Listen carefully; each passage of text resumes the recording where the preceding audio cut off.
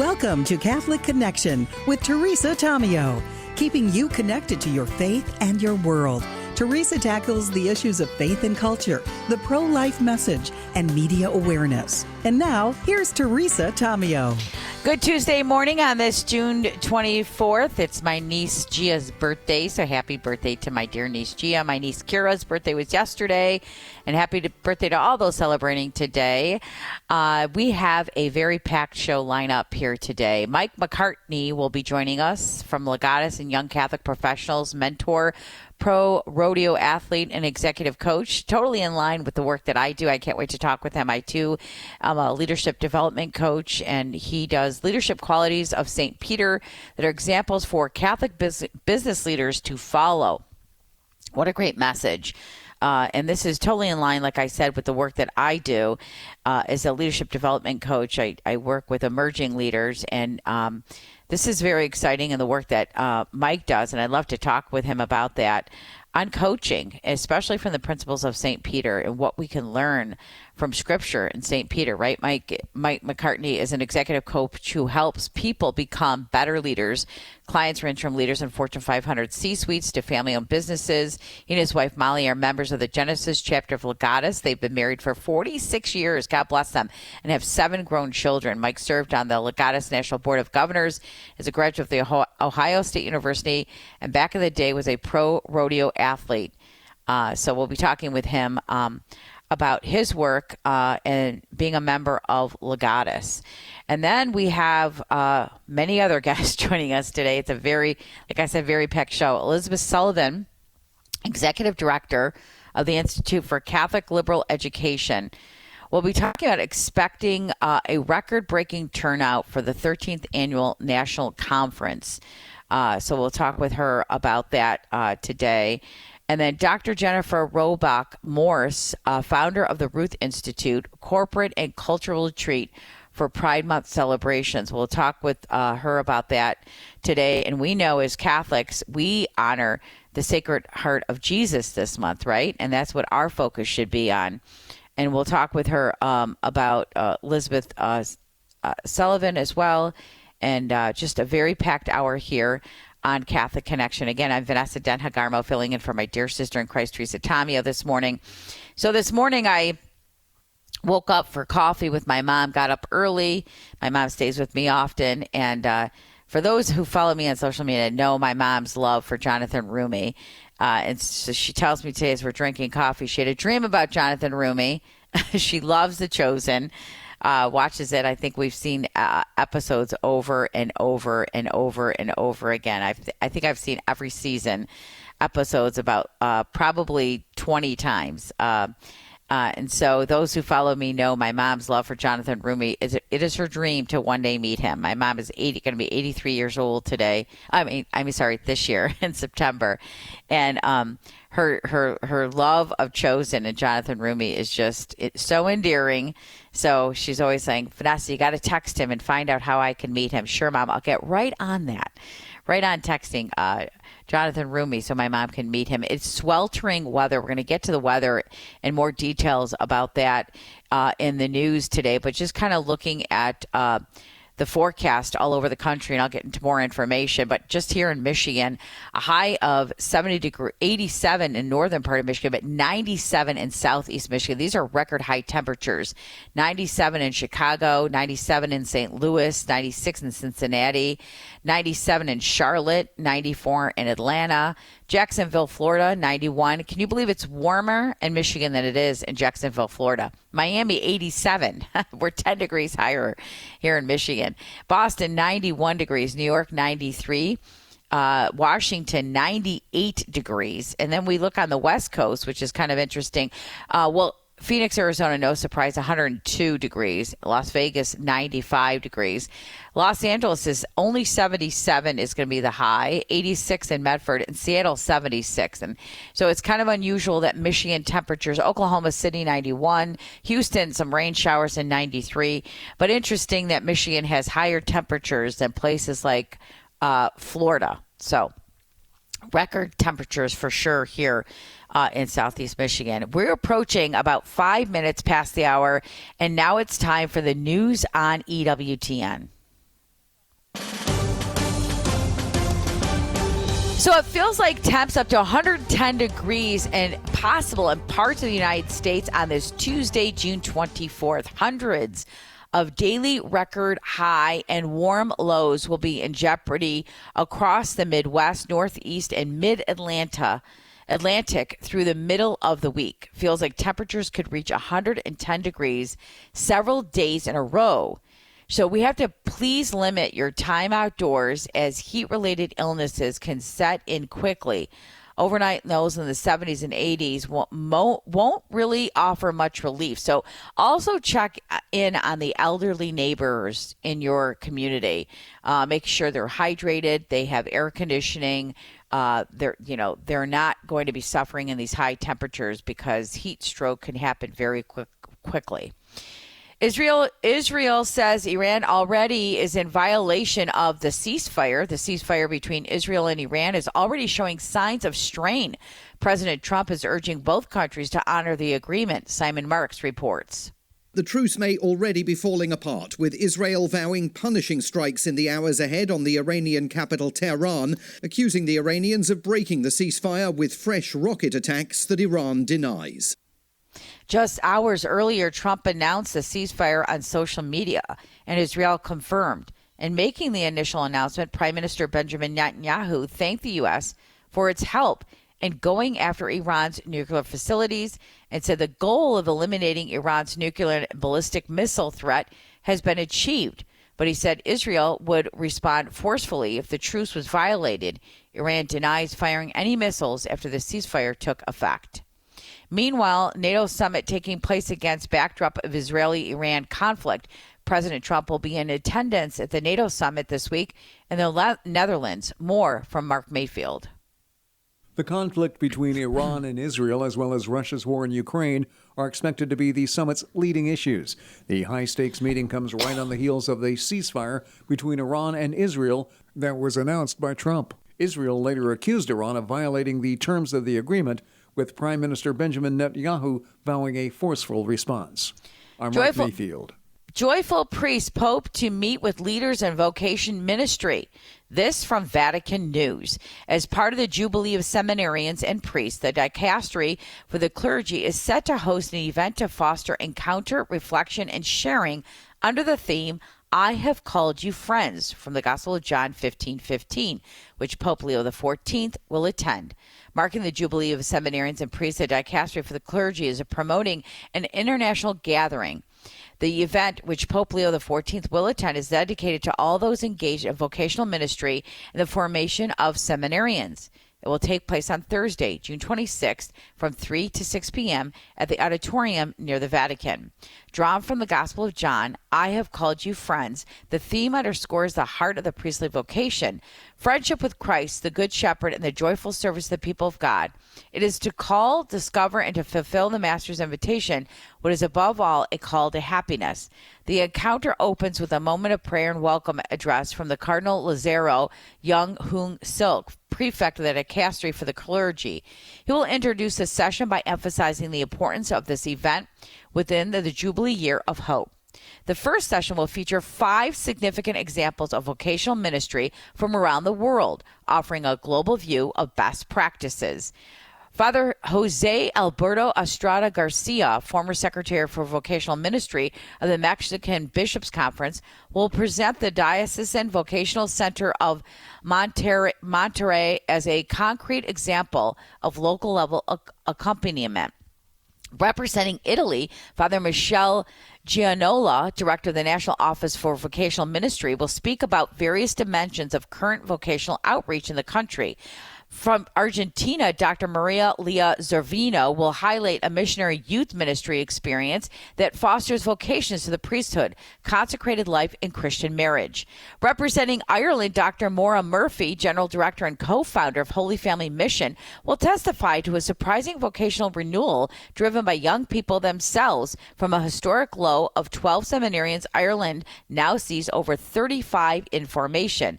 For Spain, Father Florentine Perez director of the subcommittee secretariat for seminarians of the Spanish Bishops' Conference, will present a new national initiative and vocational ministry. At the heart of the Joyful Priest event will be the address by Pope Leo, offering a time of listening and reflection on the meaning of priestly vocations today, its beauty and its call to holiness and communion in the daily life of the ministry. Meanwhile, state lawmakers from Pasadena introduces No Vigilante Act as a mask raids continue. A state lawmaker from Pasadena is introducing the No Vigilante Act. This comes as masked federal agents continue to raid businesses in Southern California, including this man's car wash in Torrance. I tried saying I'm the business owner. They didn't want to give me any paper, any warrants. They started running into our tunnel, and they took two honest, hardworking men. The act would require law enforcement operating in California to clearly display identification that includes either their name or badge number.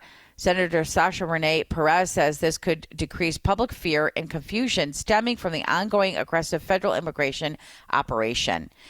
Most of California is experiencing dry or drought conditions, according to the latest data. The U.S. Drought Monitor reports 62% of the state is abnormally dry, with 39% under moderate drought and 23% facing severe drought. The worst hit areas are in Southern California and the Central Valley. The forecast above average temperatures through September, which could worsen conditions. It's primary day in New York City with polls open from 6 a.m. to 9 p.m. Natalie Migliori has more. 9 Democrats are in the New York City mayoral race, but it appears to be a tight contest between Andrew Cuomo and Zohran Mamdani. A new poll from Emerson College projects Mamdani will beat Cuomo in the last round of ranked choice voting. Meantime, there are primaries in more than 30 city council districts, with former Congressman Anthony Weiner trying to win the Democratic Party's vote in District 2. Manhattan District Attorney Alvin Bragg is being challenged by Patrick Timmons, while several Republicans and Democrats are vying to be New York City comptroller. I'm Natalie Migliori, NBC News Radio. A new study ranks states' uses of the National Suicide and Crisis Lifeline 988. Tammy Trujillo reports. The medical journal JAMA Network Open shows Alaska came in at number 1, followed by Vermont and New York. Delaware, Alabama, and Florida had the lowest usage of 988. The 988 service fielded over 16 million calls, texts, and chats between July of 2022 and the end of 2024. I'm Tammy Trujillo. An animal trainer from Irvine and his girlfriend are facing charges in connection with the deaths of 11 dogs. Mark Mayfield has more. The couple is accused of animal cruelty, animal abuse, and destroying evidence. The remains of 9 of the dogs were recovered by police. Prosecutors say 2 of the dogs died from heat stroke and a third died from blunt force trauma. The suspects have pleaded not guilty and are due back in court on July 1st. I'm Mark Mayfield. And finally, today in the National Take Back Lunch Break Day, not to be confused with the National Make Lunch Count Day, which was in April. Polling from Gallup reveals only 1 in 3 employees say they fully engaged at work, which takes a toll on productivity. One way to boost engagement levels and overall job satisfaction is simply taking lunch breaks. So you're able today to have a good day, to take a little time out and take a lunch break. It's 14 minutes past the hour. We've got to take a break. We'll be right back after this.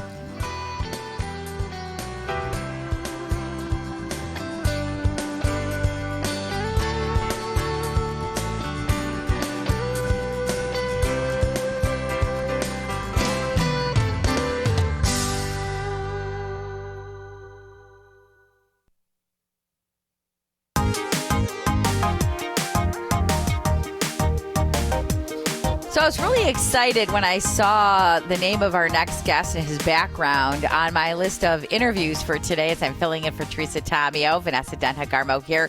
Mike McCartney is an executive coach who helps successful people become better leaders. Clients range from leaders in Fortune 500 C-suites to family-owned businesses. Mike and his wife Molly are members of the Genesis chapter of Legatus, have been married 46 years and have 7 grown children. God bless them. He's served in the Legatus National Board of Governors, is a graduate of Ohio State University, and back in the day was a pro rodeo athlete. That is so cool. Mike, thank you so for joining us here on Catholic Connection. Oh, Vanessa, thank you for having me. Excited to be on the program. Yeah, happy to talk with you today. And, you're a member of the Genesis chapter of Legatus and one of the oldest and largest chapters in the country. Why is it important to make time for Legatus as a busy Catholic professional? And I'm so excited to hear more about your work as a coach. But tell us about your involvement in Legatus. So, Legatus, Tom Monahan founded Legatus to really help the business leader integrate their faith and their work, because there was just a void out there. There were a lot of other organizations like YPO, good organizations, but it wasn't Catholic, and it wasn't for the Catholic business leader. And so that's precisely why Tom did this. And he had his epiphany and realized, out of his love for the Catholic Church, he wanted to start something that helped Catholics become even better Catholics. That's what I admire about it. And the good people I am surrounded by in my chapter call me to higher ground. Yeah. I love it too. I've had the honor and pleasure of interviewing Mr. Monahan a few times. In fact, in a book I'm about to get published too. And one of the segments I do on my show, I host Epiphany on an affiliate station of EWTN, which is Ave Maria Radio in Detroit, Ann Arbor, right near Domino's Farms, on Domino's Farms rather. And I love to ask guests how they take their faith to work with them. We have Faith at Work Friday segment on my show. How have you been able to integrate your faith with your business as a coach? Well, thank you. So I draw so much from the work of the church in my role as an executive coach now. I did as a business leader, but also the Catholic Church's teachings are just so rich. When you think about the virtues that we should be developing as good habits, and what the Catholic Church teaches about that. Plus, we have many excellent examples in the saints. St. Peter, for example, of just how to be a good leader. So I draw from my Catholic background all the time and integrate it with my coaching work. So, Mike, let's talk about St. Peter. June 29th is the feast day of St. Peter, Legatus' patron saint. What are some of the leadership qualities of St. Peter that are examples for Catholic business leaders to follow? Wow, there are so many. I could list them, but I'll first start with St. Peter. He was the servant leader, and he was decisive. He knew exactly what needed to be done. Even if he knew he might be wrong, he took a stance. He was decisive. But his love for our Lord is just palpable. Even through the pages of the Bible, you just read it. And he was so committed to being a servant and to being a follower of Jesus. So that's why I think of him as a servant leader. He both served, he led, and he also followed our Lord. Mm-hmm. Tell us how people can learn more about Legatus. Well, we have a very robust website, legatus.org. And Legatus is, by design, an organization for business leaders, but one has to qualify. It has to do with you have to be at a certain level in a company of a certain size. And that's all explained on the website, some of the reasons behind that.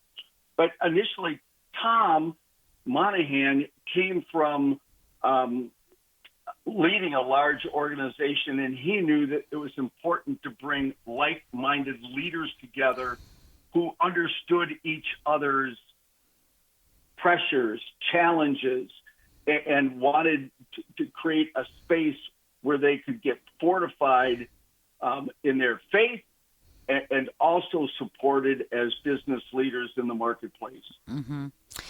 Mike McCartney, who we're talking to here on Catholic Connection, pro rodeo athlete to executive coach. Tell us a little bit about that journey, Mike. Well, it's a very unique part of my background, and I loved it. And I learned many lessons from my rodeo days.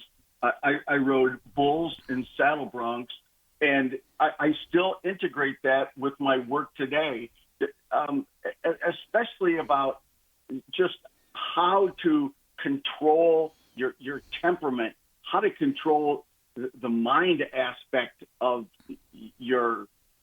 whether you're leading a business or whether you're getting ready to ride a bull. It still has to be, you still have to control your thoughts. And I've learned a great deal about that. Plus also just the ability to push myself to do some things that ordinarily I may have thought I couldn't have done. Yeah. And that's a great, sometimes when we push ourselves, we look back and we're like, wow, how did we do that? So one of the questions I like to ask my guests when they're on my show, Epiphany, and my company's called Epiphany Communications, Coaching and Consulting, those aha moments, where the Lord really shines truth on us. And that's what I do in coaching. I love to see my clients have these epiphany moments. We have so many, Mike, in our lifetime, very profound epiphany moments or very subtle ones. Can you share an epiphany moment with us as a coach, on your journey and the work that you do? Well, one that comes to mind, just since we're talking about business here, and there was a time I have 7 children. I'm the sole provider of my family, and when I left the confines and the comfort of corporate America to launch out on my own, that was a little scary. And I thought, can I really do this? I've got to believe in myself. I've got to believe in the people that I work with, and I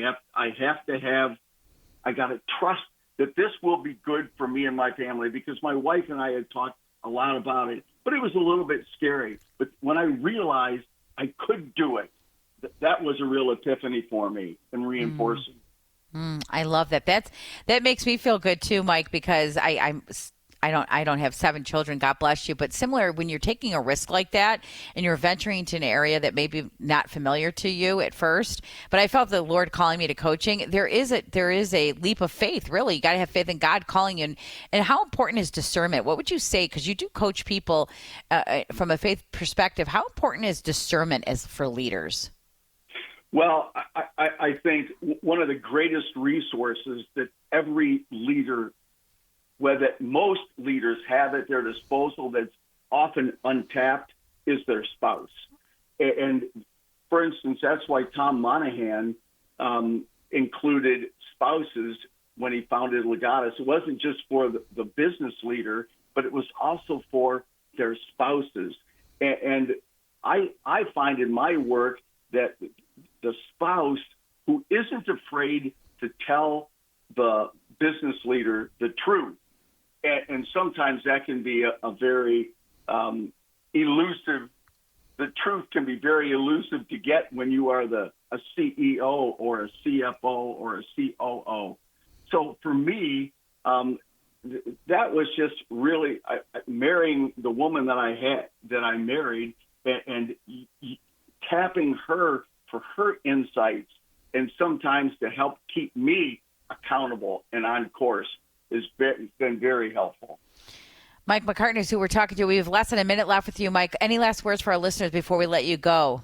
Yeah, thank you. God bless, and thank you, Catholic Radio. Just keep tuning into Catholic Radio. If you have any interest, if you lead an organization of 50 people or more and want to look into Legatus, please do that. And if you're in Legatus, check out a forum. More about that on the website. But thank you so much for having me, Vanessa. It's been my privilege, and I look forward to talking again. We're going to talk offline. I'm really interested in the work that you're doing, Mike. It was a pleasure meeting with you here. Mike McCartney here with us, executive coach. Stay with us, everyone. We got to take a break. We'll be right back after this.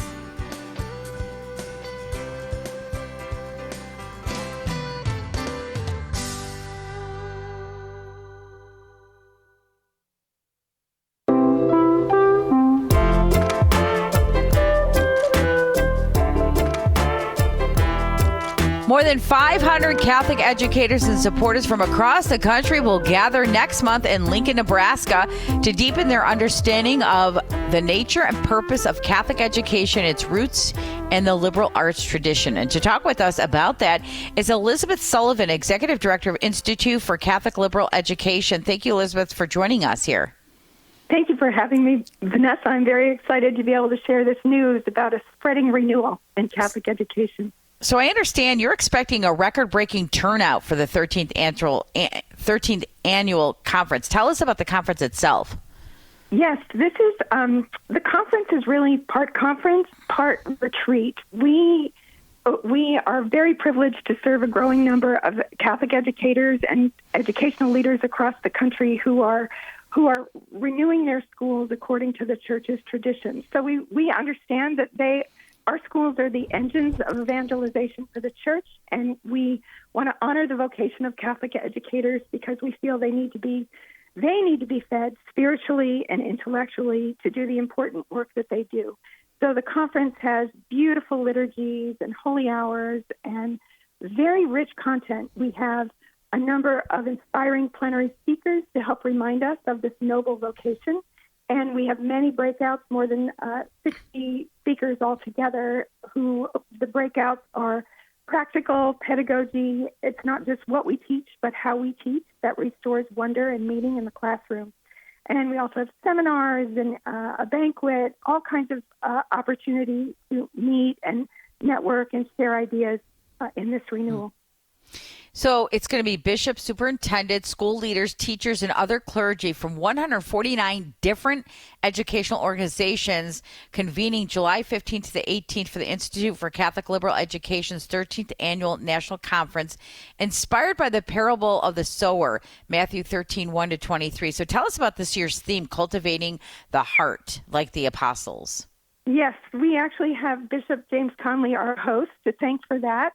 At our last conference last year at Benedictine College, we were just finishing Mass, and they were thinking about the theme for this year and thinking about Nebraska and the Cornhusker State and the tradition of agriculture. Bishop Conley and his School Sisters of Christ the King, who are so active in the renewal in his diocese, thought about tying it in because what we understand is that we need to nurture our own hearts in order to feed the children we serve. So first, we need to restore just that depth and faith and prayer life and the wonder in ourselves as educators in order to pass that on to students because we can't give what we don't have. So we aim to make this a very enriching experience for all there. It's a very joyful gathering. Many repeat people who have come since our very first conference in 2013, but also a growing number of new participants, including from Australia and South America, from Colombia, South America. That's amazing to have people from so many different backgrounds, how you learn from each other. What are some of are you sharing best practices? Are you sharing some struggles, some obstacles? What are some of the conversations that have gone on at the conference that have been fruitful to educators? Yes, it's all of those things, Vanessa. I'm sort of reminding us of the big picture in the classroom, in the school. There's so much coming at you day after day that sometimes we need to be able to step back, take a 30,000-foot view of the tradition of looking back toward St. Thomas Aquinas, St. Augustine, St. John Henry Newman, to remind us and introduce us really to a tradition from which many of us have been cut off. So it's both big picture, but it's also practical strategies, right down to practices and lesson plans in the classroom to engage the mind and the heart of students.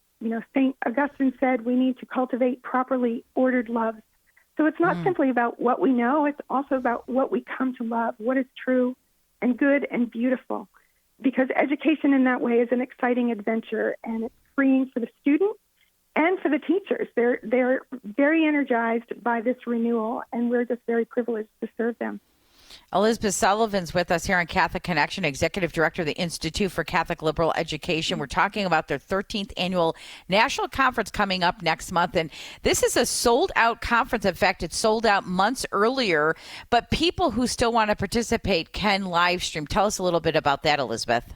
Yes, that's exactly right. If you go to our website, www.catholicliberaleducation.org, you can still sign up for a live stream license for your school or as an individual, and we feature 10 or 12 of the main talks so that you can get a taste of what this renewal is like.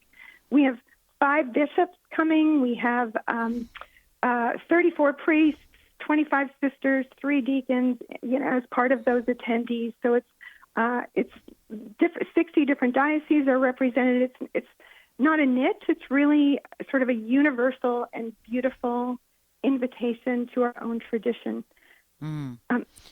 One exciting thing this year, Bishop Conley has organized a treat for us. There's a panel on one evening. Bishop Conley and his close friend Archbishop Coakley of Oklahoma City, they were both participants in the Integrated Humanities program at the University of Kansas, which, though it was a public university, was famous for producing a number of converts. And so he's recruited some of his roommates from the time from that time to demonstrate for us what that was like. They're going to have a panel discussion and give us a glimpse into what that program was like and why it was so inspiring for many young people.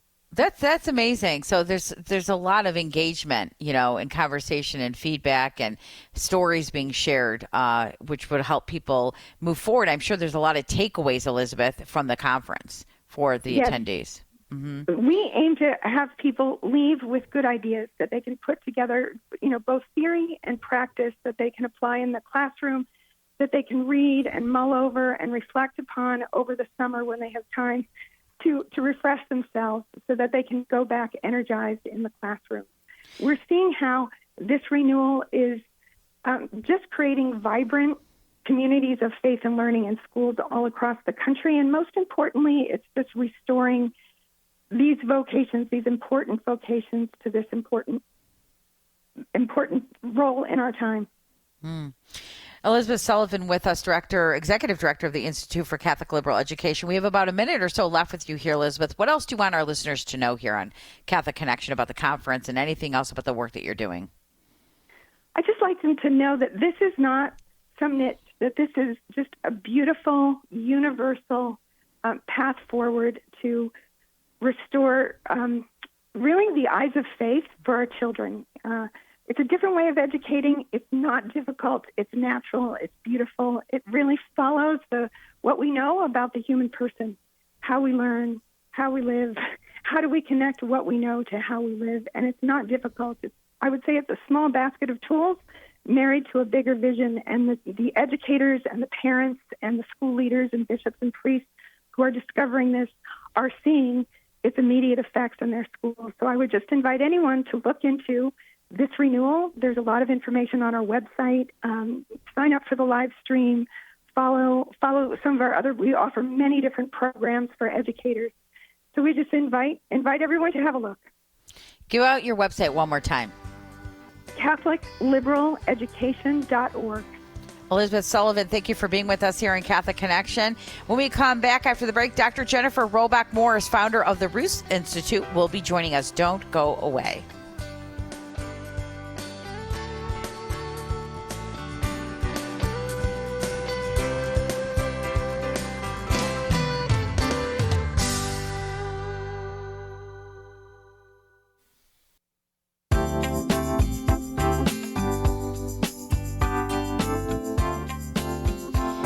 We're back here in Catholic Connection. I'm Vanessa Denha-Garmo, filling in for my dear sister in Christ this morning, Teresa Tommy. I'll be here tomorrow as well. We're talking with Dr. Jennifer Roback Morse, founder of the Ruth Institute, the corporate and cultural retreat from Pride Month celebrations, leaving pride behind. Dr. Morse, thank you for joining us here today. Thanks for having me.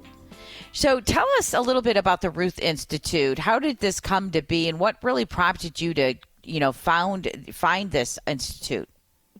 Well, the Ruth Institute is an international interfaith coalition to defend the family and build a civilization of love.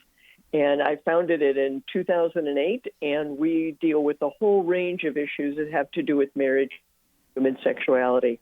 So that's what the Ruth Institute is and does. We have a big website with lots of research-type information that we've gathered over the years. We have a very active YouTube channel, active Facebook page. That's the way we're trying to convey to people the beauty of church teaching around marriage, family, and human sexuality. And we focus more on the natural law, social science, science, that type of thing, as opposed to the theology, which a lot of other people are doing as well, of course. But our specialty is really to help people from any faith and no faith at all to be able to see with their own eyes and their own evidence just how important and valuable the church teaching really is in this area.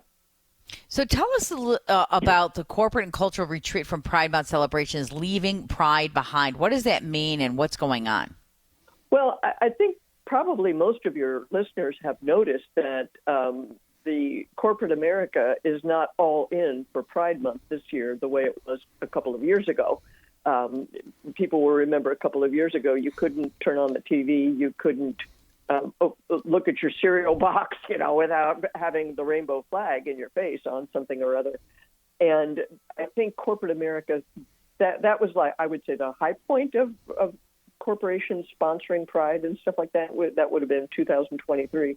Last year, it was fading a little bit. And this year, I think between the election and a lot of other things, and mostly people being fed up with the transgender issue, a lot of the corporations are just not putting their money into financing Pride parades, for example, and putting rainbow flags on their corporate logos and different things like that. It's really backed off quite a lot. And so we kind of saw that coming, and which we're relieved about, to be honest, because it was in your face all the time and really annoying. But we, in our research, Vanessa, we have discovered that there are a lot of men and women who were once part of the gay community in some form or fashion who have left it behind. And so we wanted to spend the time, the month of June, focusing on people who have left Pride behind. Forget about Wells Fargo Bank and, American Airlines and all the rest of them that were sticking their, rainbow flags on their logo. Forget about the big guys. Let's look at the ordinary folk who, for one reason or another, have left Pride behind.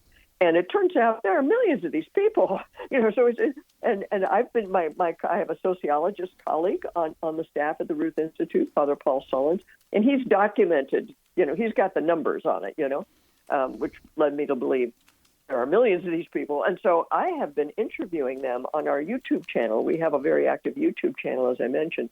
We now have a whole playlist of people who are telling their stories, why they ended up thinking they were gay or lesbian, what they were doing, how they lived, what made them decide they didn't want that anymore, how did they get out of it, did they do therapy, did they do some kind of spiritual thing, what did their mom and dad do, what did people do that was helpful to them in this journey. So I'm amazed by these people. They're wonderful, decent, good people, and nobody knows they exist, So I figured, well, because the media doesn't tell their story, right? It's terrible. I can guarantee you go over to our Facebook page or our YouTube channel, and you see where we posted like a 3-minute clip from one of these people saying, my life was hell and I'm glad I'm out of it, or something. It doesn't even matter what they're saying. Zoom will have, people who still identify themselves as gay, people who think they were born gay, people who think they can never change. They will zoom in and attack them, and say, well, you weren't really gay in the first place, or you're probably still really gay. Yeah. Oh, that guy, Dr. Moore, you shouldn't have this guy on. He has a lisp. He sounds gay. And I'm like, what the heck? What does this even mean that somebody sounds gay? Would he have an accent? Mean, none of these things that they're talking about and complaining about, it just shows how confused our thinking is in this whole area, right? Because the church has always taught that homosexual acts are wrong and intrinsically disordered and can never be justified, and so on and so forth. But how you speak, that's not simple, you guys. Stop. Yeah. Just stop with this. Well, it's the act itself too. It's not, it's just the act itself is a sin, not the being. You know what I mean? It's like the tendencies to feel that way is not a sin itself. It's the acting on the tendency.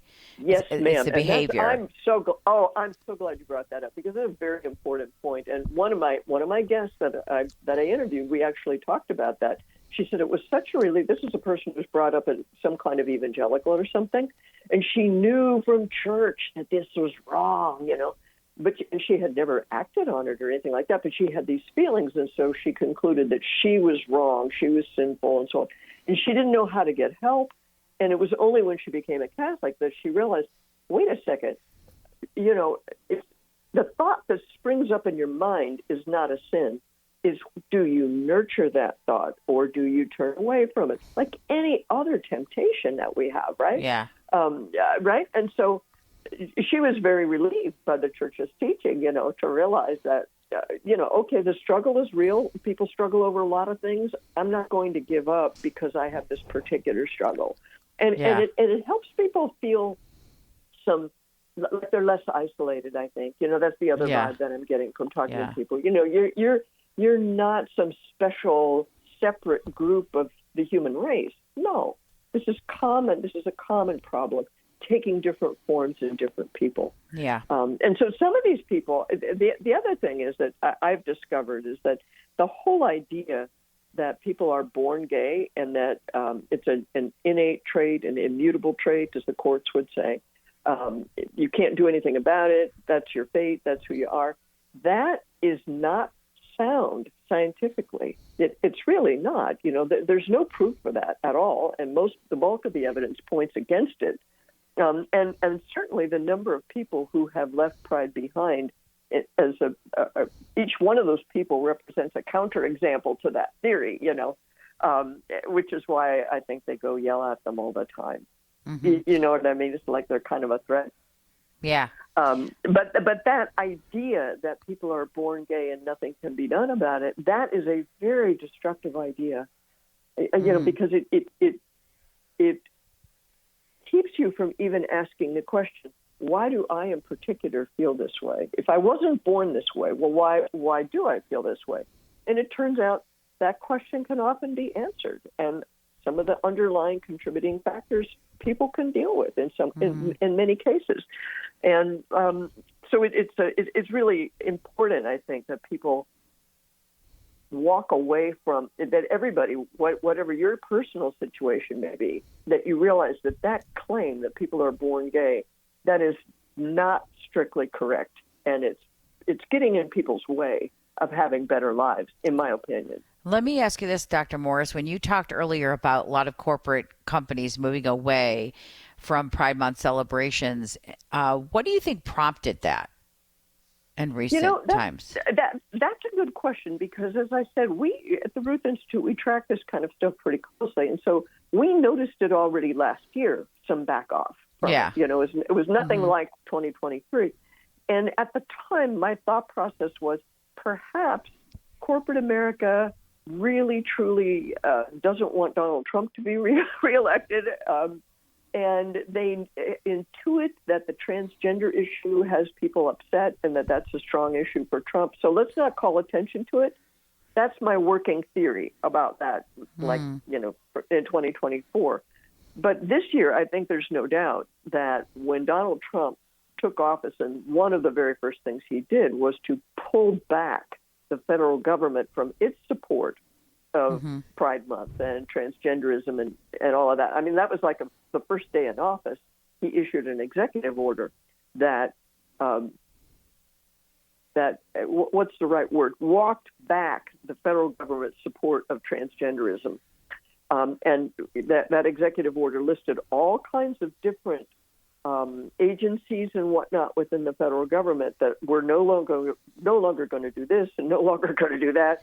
And I think corporate America, for whatever the reason they had done it before, why ever they decided, gee, we should put money into the Pride Parade, they could see there's no point in it for us now, in the same way that there might have been 5 years ago or something like that. That's my best guess as to what they're thinking, to be honest with you.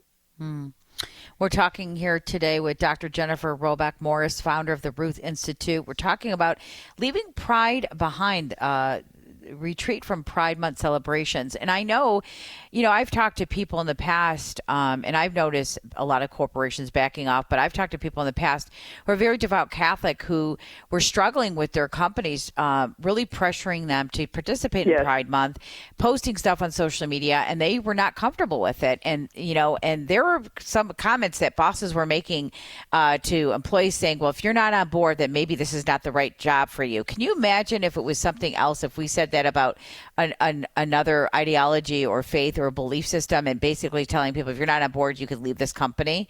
I mean, it's not inclusivity as they claim to be. What about her feelings? What about what she believes? They're like, we're all about inclusivity. She goes, well, you're not including me in what I believe. Yeah, right. Yeah. It's so true. What you're saying is so true. And we have people have been struggling under this for quite a while. And I think the big push to redefine marriage that culminated literally 10 years ago with the Supreme Court saying man-woman marriage is not a thing. You cannot require man-woman marriage anymore, The push to get that done really had very heavy totalitarian overtones. The beginnings of monitoring people's speech and monitoring people's beliefs and stuff like that. That's when it really became clear that this is what was going on, I think, and then once that court decision was in place, the perpetrators, I don't know how you want to put it, the people who are really engineering the sexual revolution, people who are really engineering the gay push, the LGBT agenda, as soon as Obergefell was passed and gay marriage was now the law of the land, literally the very next day they were talking about transgenderism. And people can now see that transgenderism is really a step too far. And so, the way I look at it, I have a book called The Sexual State, which we haven't talked about. We don't have time to talk about right now. But basically my theme in that book was that the whole sexual revolution has this quality that it's an ideology being imposed from the top down. It's not a mass movement of mothers everywhere demanding that boys play in girls' sports. It's completely obvious. It's a very small group of people. That's right. It's the majority having to follow the agenda of a minority, which is not a democracy, which is not what this country is founded on. Thank you so much, Dr. Jennifer Roback Morse, founder of the Ruth Institute, for being with us here on Catholic Connection. God bless you and all that you do. Thanks so much. Stay with us, everyone. We're going to wrap up and talk about promo, what's coming up, and EWTN Extra Hour. Don't go away.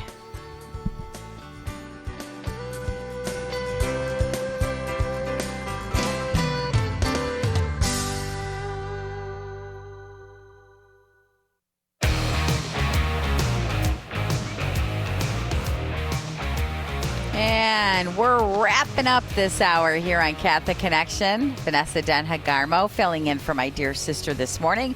Teresa Tomeo, I'll be in her host chair as well, God willing, tomorrow. She'll be back in later in the week. Happy to be with all of you here. And thanks to all of our guests for joining us here today. A pleasure interviewing all of them. Mike McCartney, legatus and young Catholic professionals, mentor, pro rodeo athlete, and executive coach, talking with him about leadership qualities of St. Peter that are examples of the Catholic business leaders to follow. And St. Peter's feast day is coming up this month as well. We can ask him intercessory prayer. I truly believe that there's a leader in all of us. We just have to develop that leadership. So I work with emerging leaders up to executives on their leadership style and their team building style and their strengths. And I love talking to fellow coaches, especially those who practice their Catholic faith in their work that they're doing. And so I can't wait to catch up with Mike offline and chat with him. Elisabeth Sullivan, Executive Director of the Institute for Catholic Liberal Education. Thank you so much for sharing your story about the 13th Annual National Conference coming up. Great educators and bishops from all over the world gathering for this conference and sharing best practices and talking about overcoming challenges and what they're learning from each other. Collaboration is really essential. It's something I talk about a lot in coaching, is how we connect, communicate, and collaborate. Thank you, Jennifer Roback Morse, for being with us. And don't go away. Coming up in EWTN Radio Extra, we'll be talking about the Newman Guide News with Kelly Salomon. We'll be right back in the EWTN Radio Extra. Don't go away.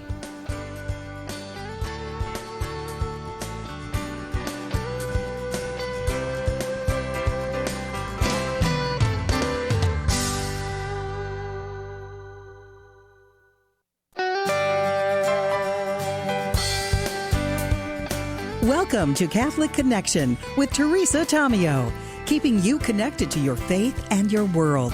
Teresa tackles the issues of faith and culture, the pro-life message, and media awareness. And now, here's Teresa Tomeo. Good Tuesday morning on this June 24th. A pleasure to be with all of you here today on Catholic Connection on the EWTN Radio Extra Hour. Kelly Salomon will be with us today, Vice President of the Newman Guide Programs, the Cardinal Newman Society.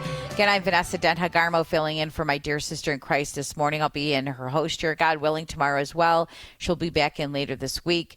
We'll be talking with Kelly Salomon about many things, including comparing Catholic universities to Catholic universities. What does that mean? It's not a, apples to apples comparison. We really kind of look at, they do a deep dive into what these universities, and actually they go through K through 12 now as well.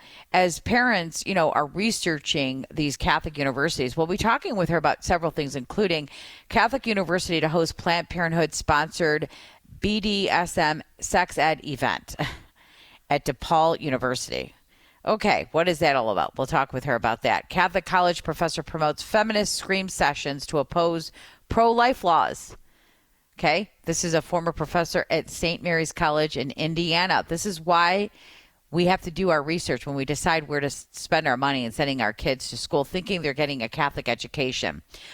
Then pro-abortion president to keynote Catholic college graduation at St. Mary's College in Indiana. Jesuit University hosts queer flourishing event. That's in New York. Catholic College holds wickedly queer drag show to express solidarity with LGBT community. That's in Seattle, Washington. Catholic University Pride Month celebration features drag bingo pride prom. And that's Marquette University in Wisconsin. So in contrast to the new colleges recently added to the Newman Guide, College of St. Joseph the Worker, Steubenville, Ohio, Catholic Institute of Technology in Italy, and then we have another one in Kansas, and the Rosary College in South Carolina. So the Newman Guide, and I've interviewed Kelly on my own show, Epiphany, on Ave Maria Radio, does a tremendous amount of research for us as parents as we try to navigate the college applications and figure out where we'll be sending our kids, especially if we're spending a lot of money sending our kids to Catholic education. We want to make sure what they're doing and teaching and promoting is in line with the Catholic faith. So we'll be talking with Kelly Salomon about that here on Catholic Connection. Again, I'm Vanessa Denha-Garmo, filling in for Teresa Tomeo this morning. It is 3 minutes past the hour, and now it's time for the news on EWTN.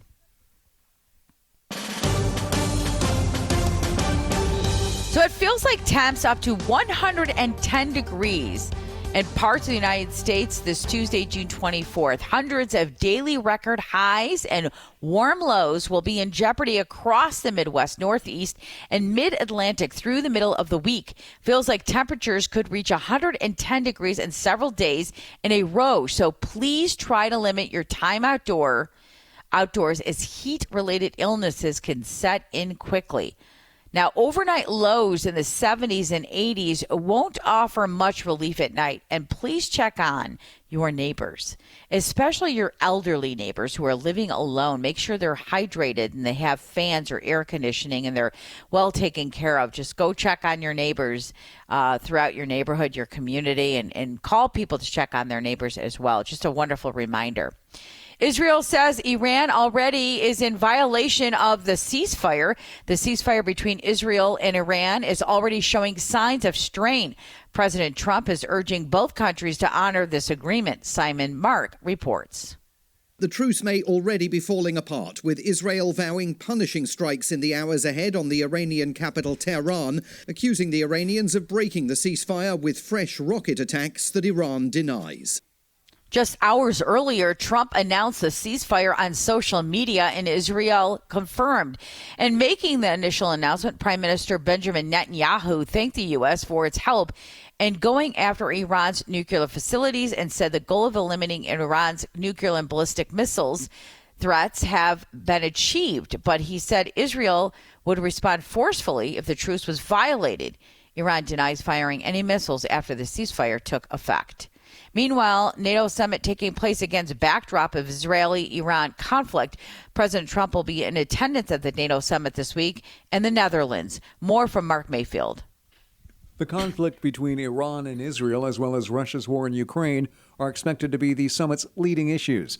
The high-stakes meeting comes right on the heels of the ceasefire between Iran and Israel that was announced by Trump. Israel later accused Iran of violating the terms of the agreement, with Prime Minister Benjamin Netanyahu vowing a forceful response.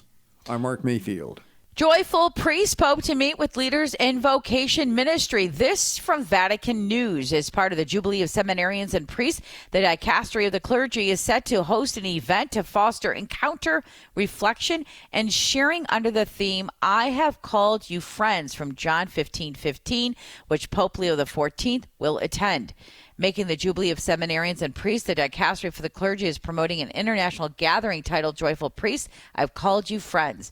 This event, which Pope Leo XIV will attend, is dedicated to all those engaged in a vocation ministry and the formation of seminarians. It will take place on Thursday, June 26th from 3 to 6 p.m. at the auditorium near the Vatican. Drawn from the Gospel of John, I have called you friends, the theme underscores the heart of the priestly vocation, friendship with the Christ, the Good Shepherd, and joyful service to the people of God. It is a call to discover and fulfill the Master's invitation, which is above all a call to happiness. The encounter opens with a moment of prayer and a welcome address from Cardinal Lazaro Yu Hung Sink, prefect of the Dicastery for the Clergy. He will introduce the session by emphasizing the importance of this event within the Jubilee Year of Hope. The first session will feature 5 significant examples of vocational ministry from around the world, offering a global view of the best practices. These include Father Jose Alberto Estrada Garcia, former secretary for the vocational ministry of the Mexican Bishops Conference, will present the Diocesan Vocational Center of Monterrey as a concrete example of local level accompaniment. Representing Italy, Father Michele Gianola, director of the National Office of Vocational Ministry, will speak about various dimensions of current vocational outreach in the country. From Argentina, Dr. Maria Lea Zorvino will highlight a missionary youth ministry experience that fosters vocations to the priesthood, consecrated life, and Christian marriage. Representing Ireland, Dr. Maura Murphy, General Director and co-founder of Holy Family Mission, will testify to a surprising vocational renewal driven by young people themselves, from a historic low of 12 seminarians in Ireland now to more than 35 in formation. For Spain, Father Florentino Perez, Director of the Subcommittee of Secretariat for Seminaries of the Spanish Bishops' Conference, will present a new national initiative in vocational ministry. Finally, at the heart of the Joyful Priest event will be the address by Pope Leo XIV. State lawmakers from Pasadena introduces No Vigilante Act as mask raids continue. A state lawmaker from Pasadena is introducing No Vigilante Act. This comes as masked federal agents continue to raid businesses in Southern California, including the Man's Car Wash in Torrance. I tried saying I'm the business owner. They didn't want to give me any paper, any warrants. They started running into our tunnel, and they took 2 honest, hardworking men. The act would require law enforcement agents operating in California to clearly display identification that includes either their name badge or badge number. Most of California is experiencing dry or drought conditions, according to the latest data. The U.S. Drought Monitor reports 62% of the state is abnormally dry, with 39% under moderate drought and 23% facing severe drought. The worst hit areas are in Southern California and the Central Valley. Forecast above average temperatures through September, which could worsen conditions. It's primary day in New York City, with polls opening from 6 a.m. until 9 p.m. Natalie Migliori has more. 9 Democrats are in the New York City mayoral race, but it appears to be a tight contest between Andrew Cuomo and Zohran Mamdani. A new poll from Emerson College projects Mamdani will beat Cuomo in the last round of ranked choice voting. Meantime, there are primaries in more than 30 city council districts, with former Congressman Anthony Weiner trying to win the Democratic Party's vote in District 2. Manhattan District Attorney Alvin Bragg is being challenged by Patrick Timmons, while several Republicans and Democrats are vying to be New York City Comptroller. I'm Natalie Migliori, NBC News Radio. A new study ranks states' usage of the National Suicide and Crisis Lifeline 988. Tammy Trujillo reports. The medical journal JAMA Network Open shows Alaska came in at number 1, followed by Vermont and New York. Delaware, Alabama, and Florida had the lowest usage of 988. The 988 service fielded over 16 million calls, texts, and chats between July of 2022 and the end of 2024. I'm Tammy Trujillo. Former University of Michigan Diversity, Equity, and Inclusion Officer Rachel Dawson is planning to sue the university and its Board of Regents. Dawson was fired in December and says her notice filed in court of claims that she had been cited for conduct regarding a pro-Palestinian protest in August of 2024. She says she peacefully advocated for students protesting to not be arrested and says she was fired after expressing concern about the investigation. Dawson says she was treated differently than non-Black U of M employees. Animal trainer girlfriend facing charges related to multiple dog deaths. An animal trainer from Irvine and his girlfriend are facing charges in connection with the deaths of 11 dogs. Mark Mayfield has that story. The couple is accused of animal cruelty, animal abuse, and destroying evidence. The remains of 9 of the dogs were recovered by police. Prosecutors say 2 of the dogs died from heat stroke and a third died from blunt force trauma. The suspects have pleaded not guilty and are due back in court on July 1st. I'm Mark Mayfield. Today is National Take Back Lunch Day break, not to be confused with National Make Lunch Count Day, which was in April. Polling from Gallup reveals only about 1 in 3 employees say they fully engage at work, which takes a toll on productivity. One way to boost engagement levels and overall job satisfaction is a sample taking a break, lunch break. So if you're able today to take a good break, take a little time out and take a lunch break. Bree Tennis has that story. Eating lunch isn't just about sustenance. Psychology Today says taking time away from the office for lunch reduces burnout, even if you don't like your job. It also boosts productivity and mood when you return to work. But not all offices are created equal, as lunch breaks are not legally required by federal law. Gen Z workers are more likely to skip the lunch break. Baby boomers take it. I'm Bree Tennis. So take your lunch break today. Stock futures are up this morning, buoyed by news of a ceasefire between Israel and Iran. At last check, Dow Jones futures were up in around 300%. S&P 500 futures were up about 50, while NASDAQ futures had risen more than 200 points. We are approaching 13 minutes past the hour here on Catholic Connection on EWTN Radio Extra. I'm Vanessa Denha-Garmo filling in for Teresa Tomeo here this morning. I'll be in her host chair as well tomorrow, God willing. And when we come back after the break, we'll have my coach's commentary, which is typically T's 2 cents. As a leadership development coach, I offer epiphany insights and coach's commentary on various topics as it relates to evangelization and leadership development and team building and using our natural talents and strengths and our charisms. And when we come back, I'm going to be talking with you about evangelization, an opportunity for evangelization in a divided world as we focus on Pope Leo XIV's story. I talked about this a little bit last time I filled in, but I wanted to really elaborate. So stay with us, everyone. When we come back, it'll be my coach's commentary. We'll be right back after this.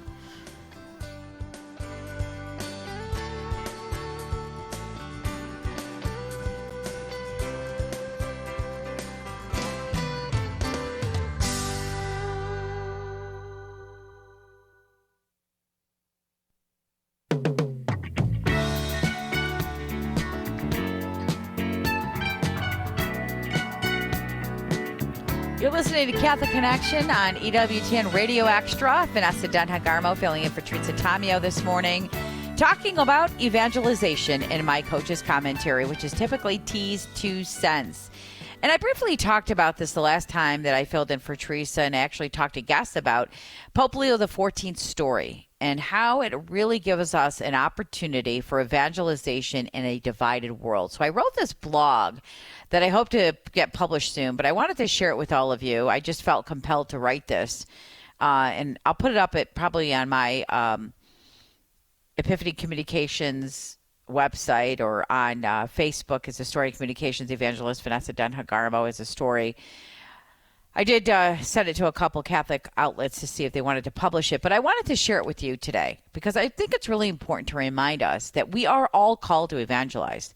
We're all called to find opportunities to share Christ with other people. And so since the white smoke flowed out of the Sistine Chapel and the world found out that Cardinal Robert Prevost would be our new pope, I've had numerous conversations with Catholics and non-Catholics about the successor of Peter. I, like many Catholics, was glued to EWTN waiting for the news, and as soon as his name was announced, I put my reporter hat on and started searching everything I could to find out about Cardinal Prevost. I wanted to know, who is this man? It was a time, in that time when the world and Catholic Church faces both division and challenges, Pope Leo XIV has emerged as a bridge builder, calling Catholics to rediscover the centrality of Christ at the center of our life, to embrace evangelization with a renewed vigor. His message is clear. The church must be a place of welcome, dialogue, and missionary zeal. So what does that mean to us, right, as lay people? A pope who looks at the big picture has provided an opportunity for all of us to evangelize. People from varied backgrounds and all walks of life seem to be truly intrigued by Pope Leo. He's the first American-born pope. He's a Chicago White Sox fan. He's a tennis enthusiast. He's the first pope from the Order of St. Augustine. So there's a lot to talk about here, right? Just his biography, his background, his experience gives us a lot of information to prompt wonderful, fruitful conversations about the faith. So countless people have texted me, called me, approached me at public events to talk about the new pope. Each conversation develops into a fruitful one about the Catholic faith and Jesus Christ. I love it. It's just like a great primer to evangelize. Pope Leo XIV's approach to leadership is deeply evangelical, not political. He's really evangelizing. From what I have surmised, our new pope is not confined by ideological labels. Instead, he is urging Catholics to work together to build bridges and to keep their arms open to all. His vision echoes the legacy of Pope Leo XIII, who championed Catholic social teachings while defending both laborers and traditional doctrine. So it's good for us to really take a deep dive in the leadership of this new pope and what it means to us and what can we take away? What can we learn? His story has inspired many to learn more about Pope Leo the Great and Pope Leo VIII, and the fact that he left home at just 14 years old after graduating from St. Mary's to attend St. Augustine Seminary High School in Holland, Michigan, which is a wonderful tie to my home state, speaks to his early commitment to following God's will. And what does that mean to us? Right when I heard that, I thought, wow, what at a young age, 14 years old, really following God's will, entering the seminary education at such a young age as a teenager. How many of us are following God's will for our own lives? And how many of us as parents are encouraging our children, to follow the will of God for their lives? It's really remarkable to think about how at such a young age, Pope Leo XIV embraced his divine calling with a certainty that many adults wrestle with daily, including me. I mean, I wrestle with this, God, am I doing your will? I try to wake up every morning, Lord, let me follow your will for this day. Believe me, God's plan is way, way better than the plans we have for ourselves. His balanced approach to our faith presents a unique opportunity for evangelization in a world increasingly fragmented by political and cultural divisions. Pope Leo XIV reminds us that the gospel transcends these boundaries. His call to unity in Christ challenges Catholics to move forward tribalism and embrace the church's mission to spread the good news to all people. And I was really thinking about this other day. I was on a coach's call. I'm part of a group of coaches. We meet weekly. We just talk about different things, and we're actually going through a book that one of the members, in fact, the guy that started this group, wrote. And people sometimes make political commentary, and it could cause some tension. People that hate Trump, love Trump, whatever it is, left, right. And one coach said, we may have 90 things that we don't agree on, but let's find the 10 that we do, or the one that we do, and let's start from there. It's a great message as Catholics, too. We have to meet people where they're at on their own journey.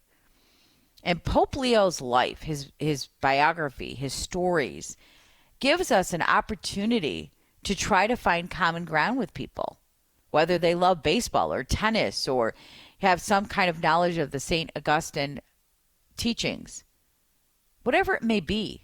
But people are intrigued by our new pope. I mean, this is true evangelization in Christ. When we try to meet people where they're at, that's what Jesus did. He met people where they were at. At the heart of Pope Leo XIV's message is a return to the fundamentals of faith. His first public address emphasized the peace of the risen Christ, urging Catholics to deepen their relationship with Jesus. He has also drawn heavily from the writings of the Church Fathers, particularly St. Augustine's famous words, "Our heart is restless until it rests in you." We will forever be restless until we rest our life on Christ, and we want that for other people too. This emphasis on Christ-centered evangelization is crucial. In an era of secularization where faith is often sidelined, Pope Leo XIV's leadership reminds Catholics that evangelization is not merely about defending doctrine, but about inviting others into a transformative encounter with Christ. That's what we want. We want to help people transform their life, centered on Christ. As Catholics, we're called to welcome people and engage them. Pope Leo XIV's vision for evangelization is inclusive and outward-facing. He has called Catholics to rediscover their identity and engage with the world.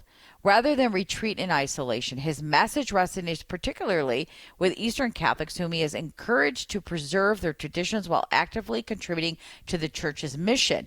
Now, as a Catholic from the Chaldean Rite, I appreciate our Pope encouraging us to preserve our Chaldean traditions as part of one universal Church.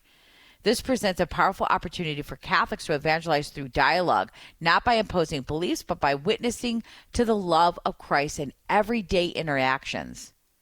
So whether through social media, mentoring, or faith-based discussions, Catholics can take inspiration from Pope Leo XIV's call to be a church that welcomes, listens, and engages. And that's what we do as coaches. We listen, we engage, we walk alongside people. His life itself opens the door for dialogue. His Michigan connections have given me the opportunity to have many conversations with people in my own backyard. His Midwest roots enable many people in my social circles to connect with him, but it's not limited to the Midwest states. His story is one that all Catholics could share as a way to invite others to have an encounter with Christ. Stories connect us, and his is one of evangelization and action.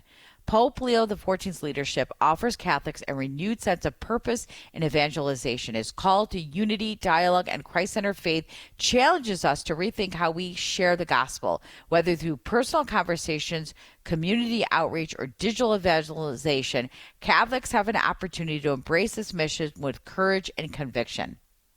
So as Pope Leo XIV reminds us, God loves you all, and evil will not prevail. Let us take this message to heart and bring the light of Christ to the world. Don't miss the opportunity to share Jesus with others by sharing the story of Pope Leo XIV. So read about him, learn about him. There's a wealth of information on EWTN and the National Catholic Register. There's a wealth of information. Go read about our new Pope and use this information as a way to bring others to Christ. It's 6 minutes past the hour here on Catholic Connection on EWTN Radio Extra. We'll be right back after the break.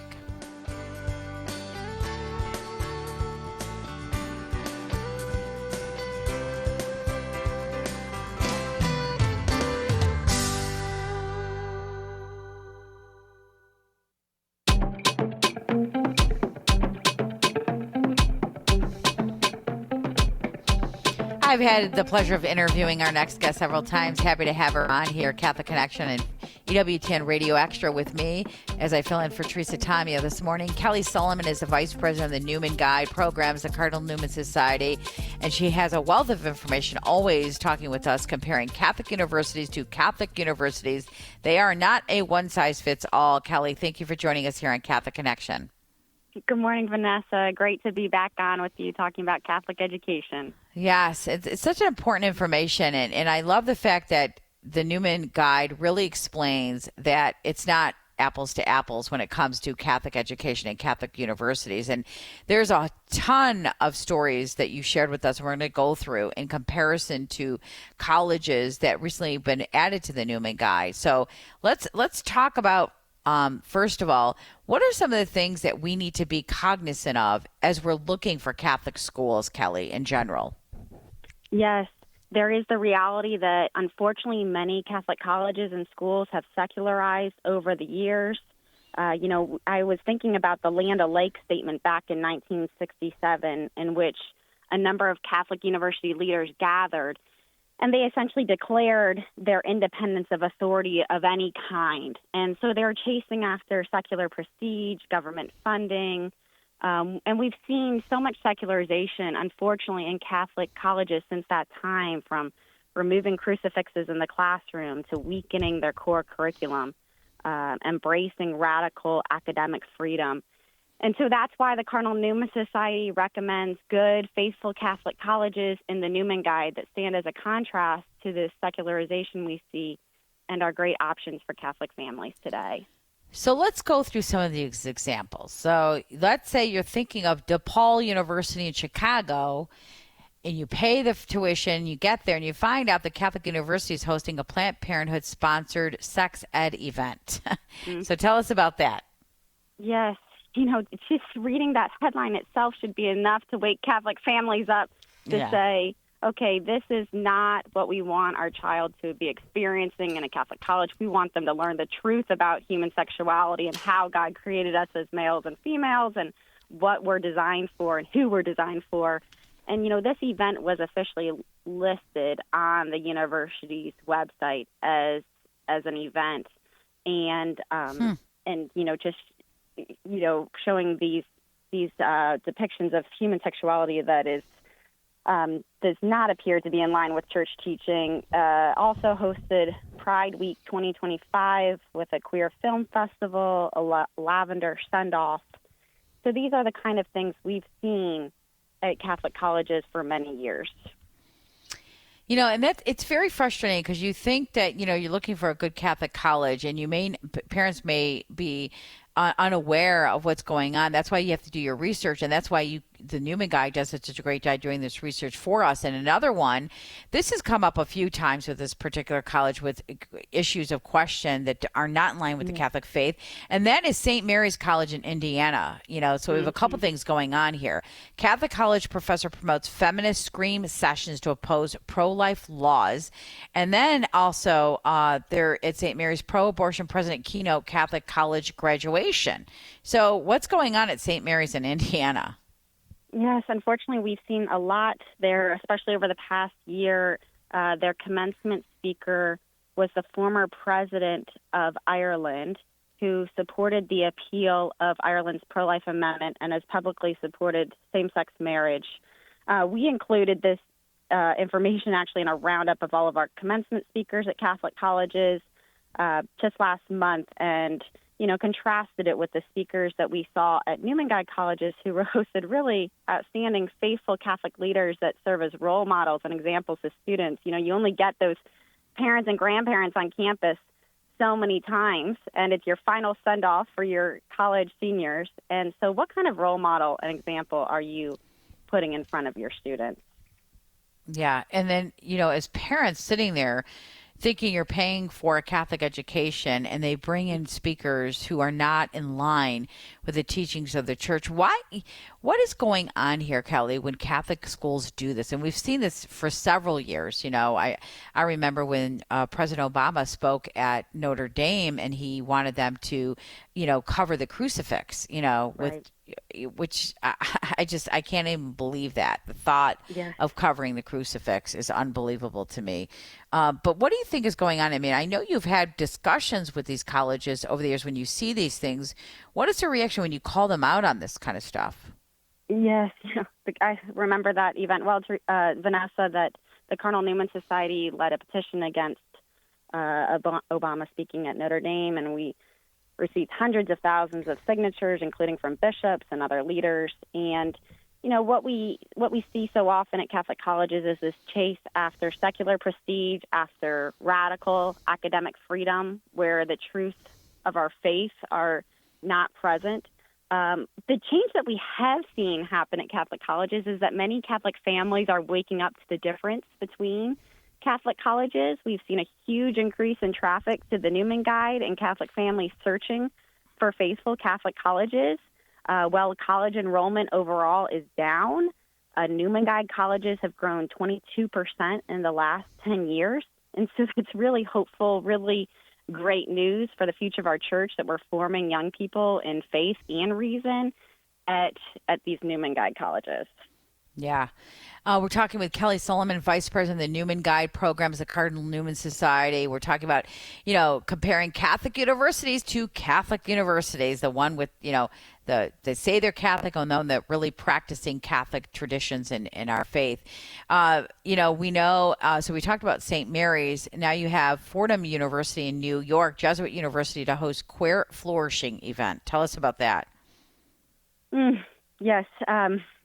Another example, a queer flourishing event is just not something you expect to see listed next to a Catholic college's name. I believe this was with their law school. And so Catholic families, as you're looking at these colleges, look at their campus newspapers, look at their student events that are coming up, look at the different majors and minors that they offer. Do some research on the faculty that are going to be, especially the ones teaching in the major that your student might be choosing. Take a close look at their core curriculum. So many of them have weakened over the years. Newman Guide colleges offer strong classes in theology and philosophy and a whole host of other courses to build out a solid core curriculum that will guide your choice of major. And so, then take a look at something at the events that Newman Guide colleges are hosting as opposed to something like a queer flourishing event at a Catholic college. Yeah, and a couple more we're going to go through with Kelly Salomon after the break, Vice President of the Newman Guide Programs, the Cardinal Newman Society. Not only is there, a queer flourishing event in New York at the Jesuit University, but coming up we'll talk about Seattle University in Washington. Catholic College holds Wickedly Queer drag show to express solidarity with LGBTQ. And also coming up after the break, we're going to talk about Marquette University in Wisconsin. Catholic University Pride Month celebration features drag, bingo, and pride prom in comparison to new colleges recently added to the Newman Guide. And I'm really excited to talk with Kelly about a new online college that offers an associate's degree for students as well. Maybe an option who those are not ready to go away or not ready to handle a university. Stay with us, everyone. We're going to continue our conversation with Kelly Salomon after the break.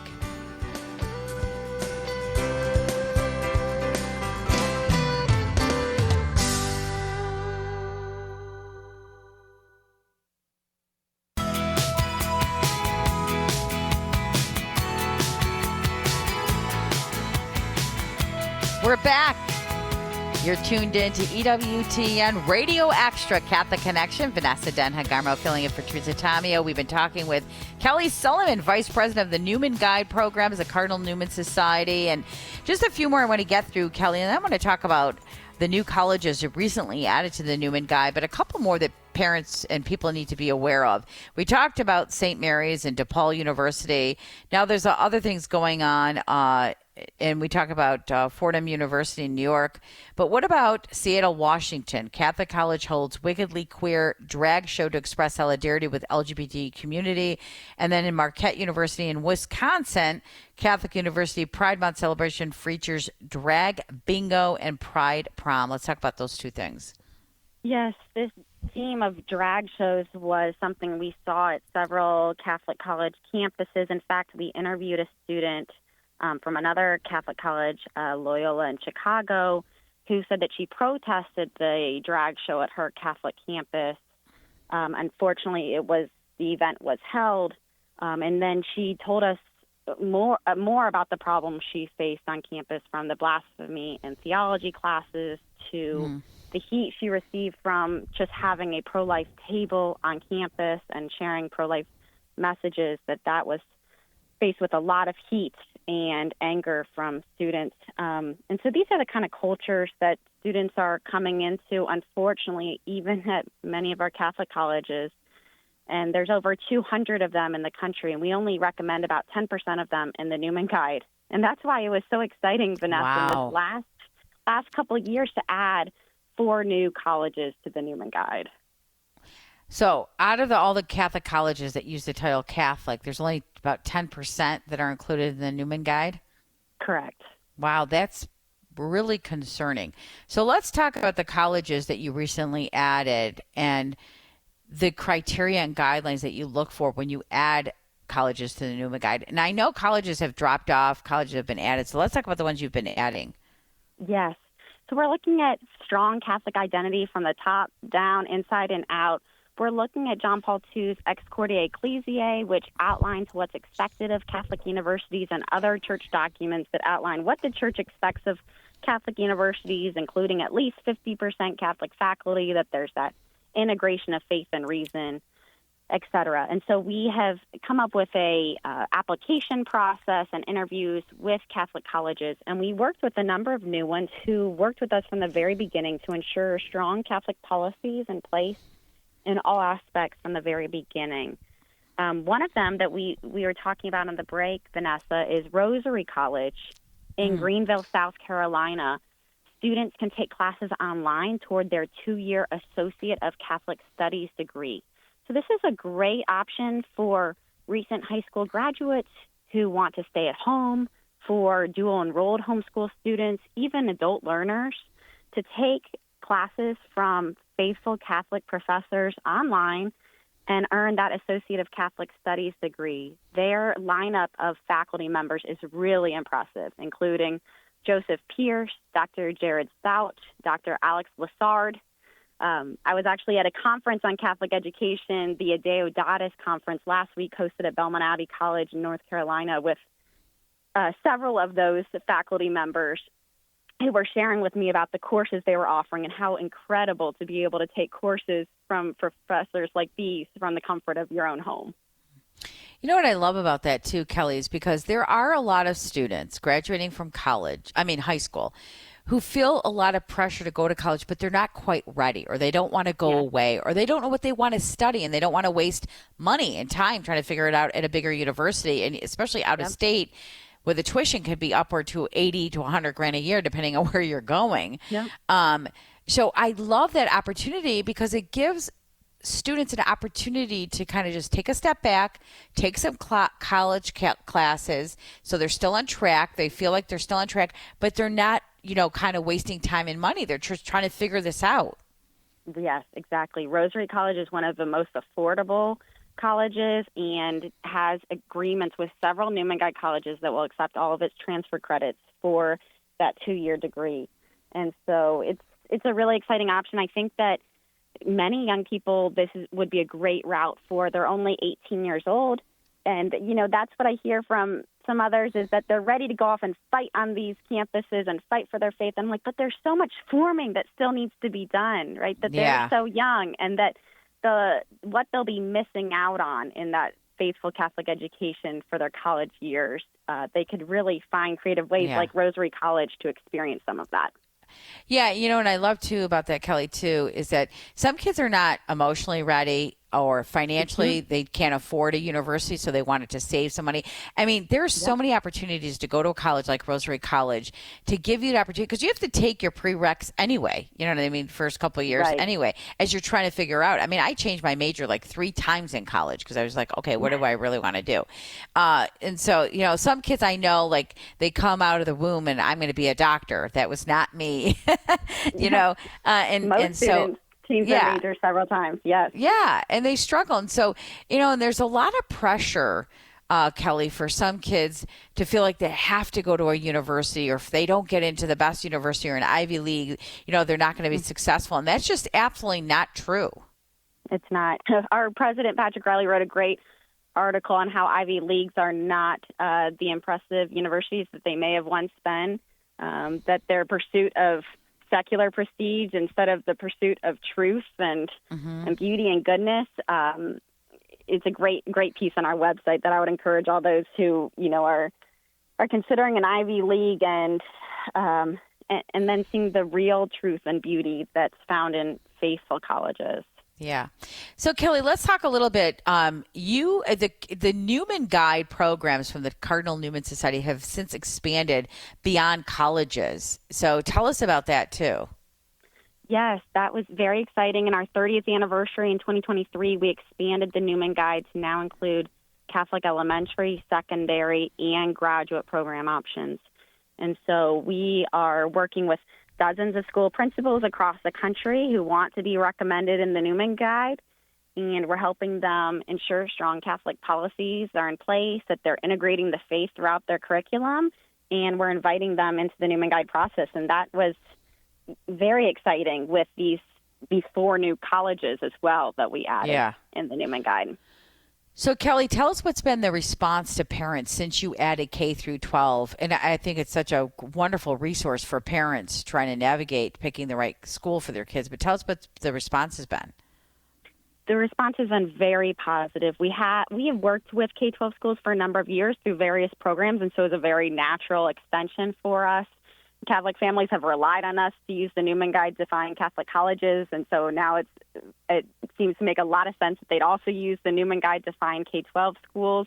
We've already heard testimonials from parents who said they used the Newman Guide to find that K-12 school as they were moving across the country. Hey, is there a great Catholic school in this area? And they're able to look on the Newman Guide and find that school.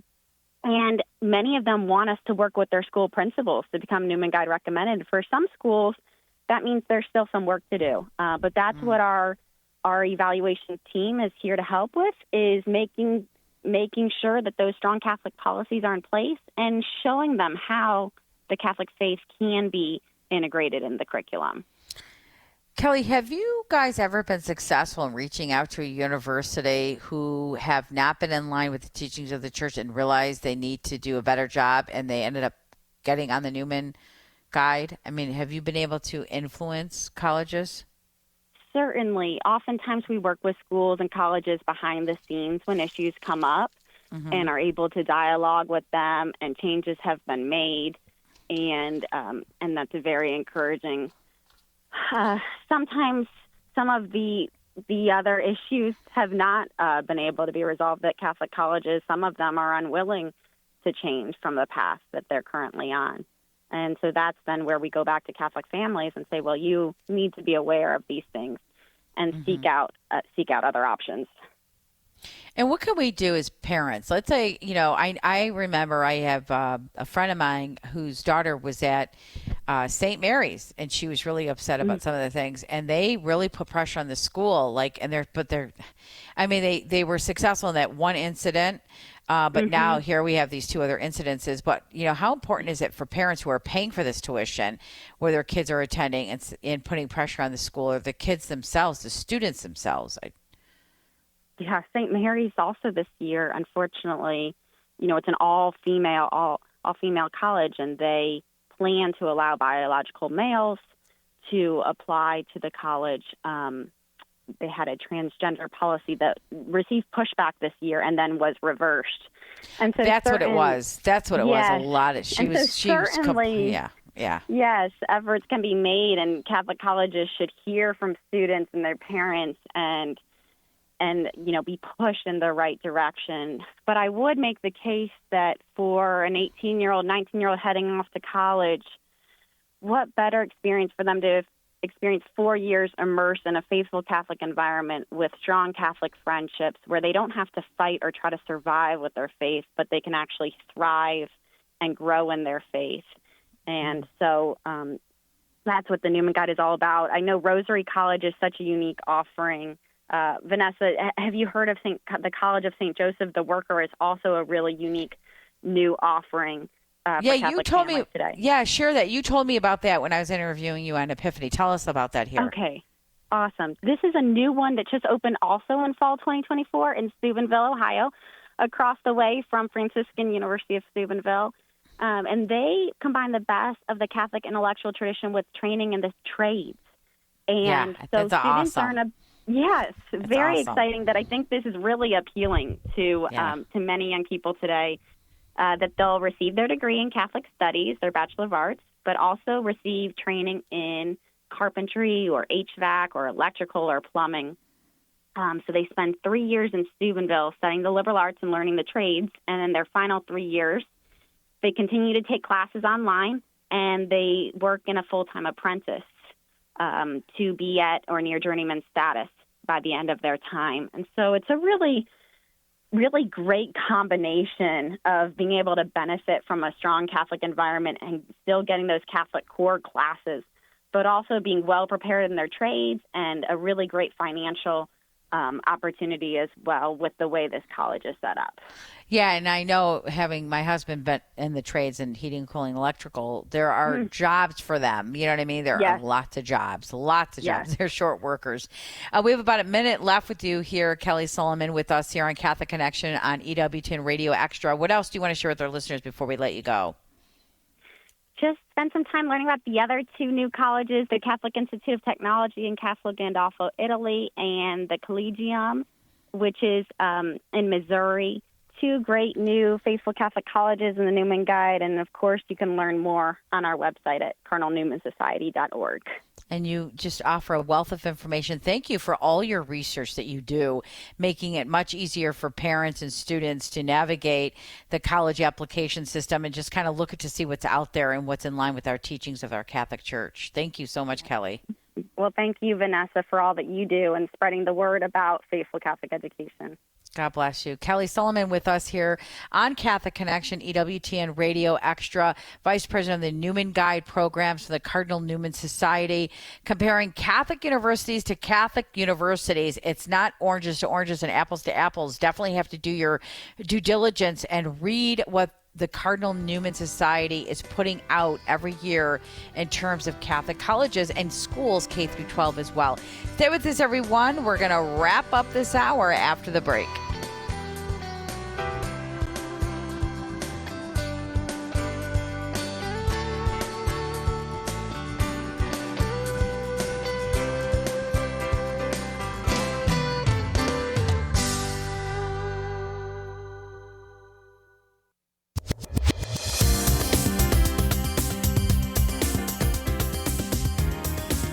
Thank you to Kelly Salomon for being with us here today on Catholic Connection, EWTN Radio Extra from the Newman Guide News.